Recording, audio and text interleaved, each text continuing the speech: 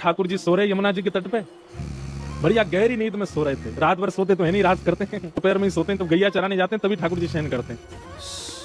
सुदेवी गई, वहां ने जैसी देखी ठाकुर जी के लेटे भय हैं, ये बंशी मेरी सेवा में विघ्न डाले है, तो ठाकुर जी की खोच में धरी हुई बंशी धीमे से निकाल के और चुराई के भाग गई वहां से। तो ले जाकर के किशोरी जी के बगल में पधरा दी। किशोरी जी बोली, अरे सुदेवी ये तने खाकी हो?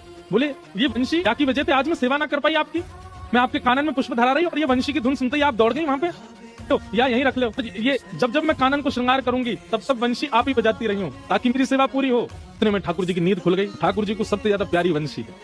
उठते ही ठाकुर जी ने सब देखो मेरी वंशी कहाँ गई, ढूंढने लगे, नहीं मिली। तो ठाकुर जी को तो पता है कि कोई भी चीज मेरी चुरावे की, मैं सबसे बड़ा चोर, मेरी वस्तु चुरावे की सामर्थ्य केवल और केवल ये अष्ट सखीन में और कोई में नहीं है। तो ठाकुर जी कहीं जाते भी नहीं है और कहीं ढूंढते सीधे वहीं पहुंचते हैं कुंज में। किशोरी जी बैठी हैं, सुदेवी जी सुंदर श्रृंगार कर रही हैं, ललिता विशाखा पंखा चल रही है, आदि आदि सेवा चल रही है। इतने में ठाकुर जी गए, हाथ आग करके बोले दे दो। काम नहीं बोला सामग्री का, केवल हाथ आग कह रहे दे दो। इतने में सुदेवी बोली हम पे ना है। ठाकुर जी बोले कहाँ ना है? बोले जो तुम मांग रहे हो वही ना है। ठाकुर जी तुम्हें कैसे पता मैं कहाँ मांग रहा हूँ? बोले हमें ना पता तुम कहाँ मांग रहे हो, पर जो भी मांग रहे हो वो हम पे ना है।